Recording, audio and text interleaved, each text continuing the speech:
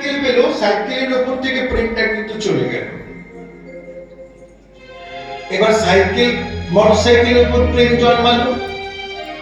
এবার মোটরসাইকেল থেকে যখন 4 চাকা পেল, তখন কিন্তু আর মোটরসাইকেলের উপরে প্রেম থাকলো না। আমার মনে হলো যে আমার সুখ আসবে আমার যদি 1 লক্ষ টাকার মালিক আমি হই। হলাম 1 লক্ষ টাকার মালিক, সুখ কি এলো? এলো না। সুখটা আরো বেড়ে গেল। 1 লক্ষ টাকা নয়, 10 লক্ষ টাকার যদি মালিক হই, তাহলে আমি সত্যি আমি সুখী হব। 10 লক্ষ টাকা এলো, তাও কিন্তু সুখ এলো না। কারণ সুখের স্বরূপটাই আমরা অনুভব করতে পারি না।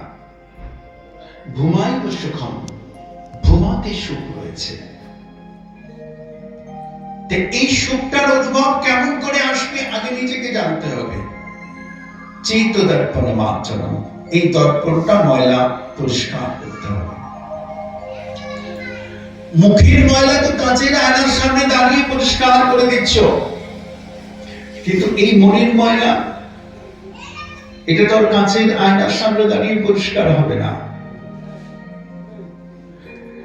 মনের ময়লা পরিষ্কার কেমন করে হবে না? শ্রীমদ্ ভাগবত, শ্রীমদ্ ভাগবত কোন গ্রন্থ, বই নয়, এটা একটা দর্পণ, আয়না, তোমার মনের ময়লা দেখিয়ে দেবেন। শ্রীমদ্ ভাগবত তোমার মনের ময়লাকে দেখিয়ে দেবেন। তোমার চিত্তের দর্পণটা শোধন হবে।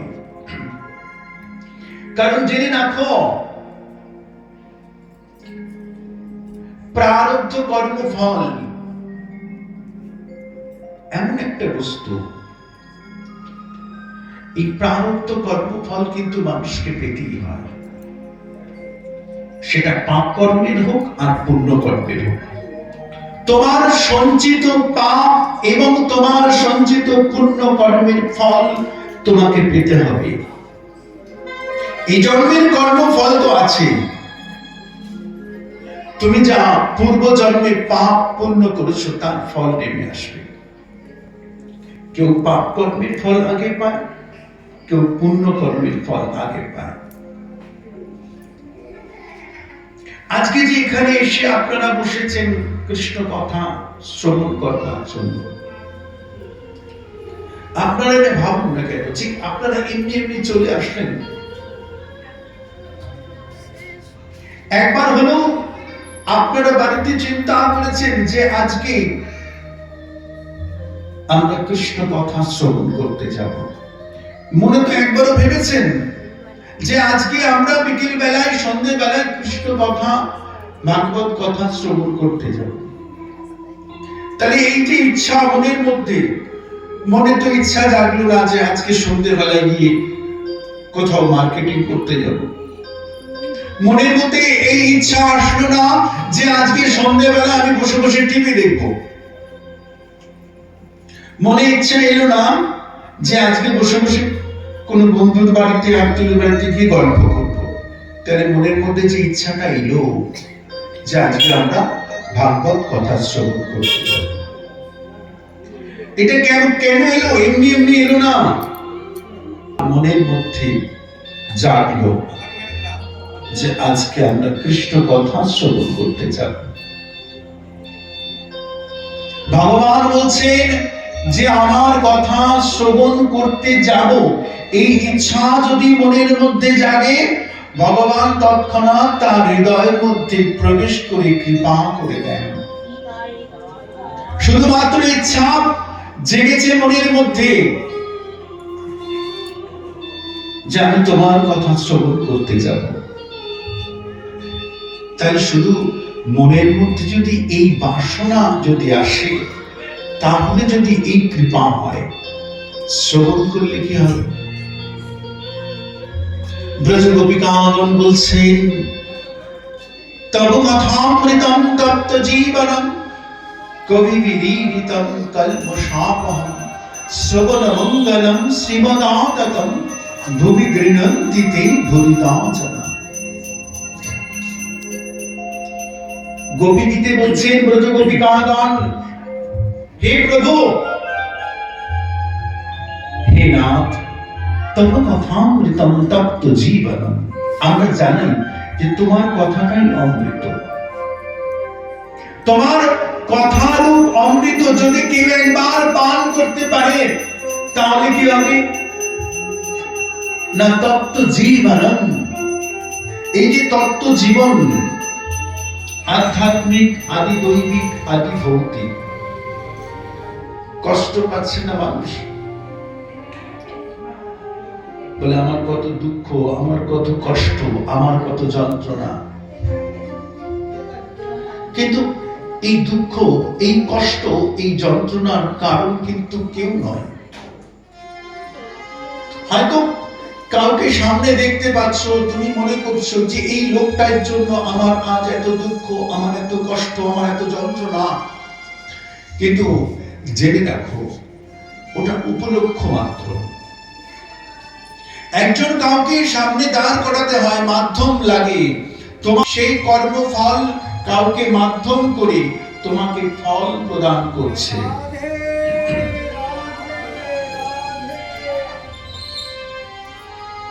যে লোকটা তোমাকে দুঃখ দিচ্ছে, সেই লোকটা কিন্তু দিচ্ছে না, তুমি তোমার প্রারব্ধ কর্মফলের সেই দুঃখ কষ্টটা লাভ করছো।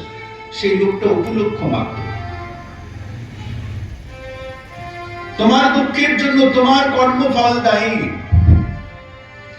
জেনে রাখুন, প্রারব্ধ কর্মফল এমন একটি বস্তু, যদি কাউকে মাধ্যম না পায়, যদি কাউকে মাধ্যম পেল না, দেখেন না আপনারা শোনেন তো, ঘরের দরজা বন্ধ করে গলায় দড়ি দিয়ে আত্মহত্যা করছে তো। তাহলে যে লোকটা ঘরের দরজা বন্ধ করে গলায় দড়ি দিয়ে আত্মহত্যা করলো, তার গলায় দড়িটা তো কেউ পরিয়ে দিচ্ছে না, সে তো নিজে নিজেই গলায় দড়ি পড়ছে। তাহলে ভাবুন, প্রারব্ধ কর্মফল এমন একটা বস্তু, কোনো মাধ্যম যখন কাউকে পেল না, তখন তার কর্মফল তার বুদ্ধির মধ্যে প্রবেশ করে তাকে দিয়ে আত্মহত্যা করিয়ে নিল। এতগুলো কথা বলার উদ্দেশ্য হচ্ছে যে এই প্রারব্ধ কর্মফল থেকে নিষ্কৃতি পাওয়ার জন্য, গোবিন্দের চরণারবিন্দে যাওয়ার জন্য একটাই মাত্র পথ। সংসার সিন্ধু তরণে যদি হৃদয়স্মাৎ সংকীর্তনামৃত রসে প্রেমামৃত বিহরণে, যদি চিত্তবৃত্তি চৈতন্য চন্দ্র চরণে শরণং প্রয়াতু। আচার্য পাদগণ বলছেন, এই সংসার সিন্ধু, হে কলির জীব, যদি এই সংসার সিন্ধু পার করতে চাও, তাহলে একটাই মাত্র পথ। যদি তোমার এই চিত্তবৃত্তি, মনোবৃত্তি, তোমার এই মনটা, তার যে বৃত্তি, এই চিত্তবৃত্তি, তোমার মনটা যদি একবার সংকীর্তনামৃত রসে, সংকীর্তন রূপ অমৃতকে পান করে প্রেমামৃত বিহরণে, মুক্ত গগনে যেমন পাখি উড়ে বেড়ায়, ঠিক তেমনি যদি একবার উঠতে উঠতে তোমার মনটাকে চৈতন্য চন্দ্র চরণে, একবার যদি গৌরাঙ্গ মহাপ্রভুর, মা বিষ্ণু প্রিয়া বল্লভ শ্রী চৈতন্য মহাপ্রভুর চরণারবিন্দে একবার যদি মনটাকে সমর্পণ করতে পারো, তাহলে সংসার সিন্ধু পার হয়ে যাবে।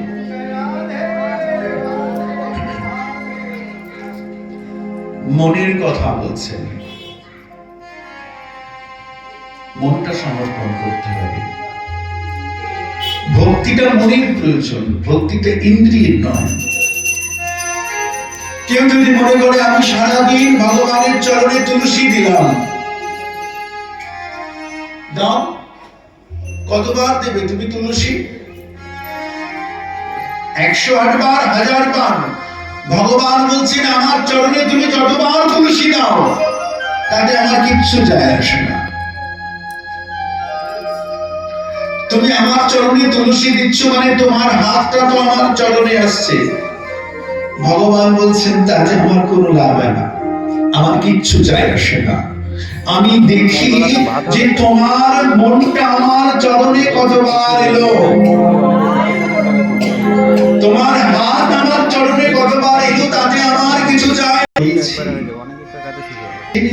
যদা যদা হি ধর্মস্য গ্লানির্ভবতি ভারত অভ্যুত্থানমধর্মস্য তদাত্মানাং সৃজাম্যহম পরিত্রাণায় সাধুনাং বিনাশায় চ দুষ্কৃতাম ধর্ম সংস্থাপনার্থায় সব। বহু জন্মের স্বীকৃতি যে আমরা নবদ্বীপের মতো মাটিতে আমরা জন্মগ্রহণ করেছি, সেই শ্রী চৈতন্য মহাপ্রভু যাকে বলছেন সৌন্দর্য মাধুর্য বিলাস বিপ্রময়ী রাজ রাজত পরহিম গৌর বিষ্ণু প্রিয়া লালিত পাদ পঙ্কজ রসীব পূর্ণ রসিকেন্দ্র মৌলি, যার মধ্যে প্রকাশ রূপেণ নিজ প্রিয়ায় সমীপমাসাতং নিজাঙ্গি মূর্তি বিনায়ক সংস্থিত ইব কৃষ্ণ। মা বিষ্ণু প্রিয়া বন্ধন সচিনন্দন গৌর তার চরণারবিন্দে একবার যদি মন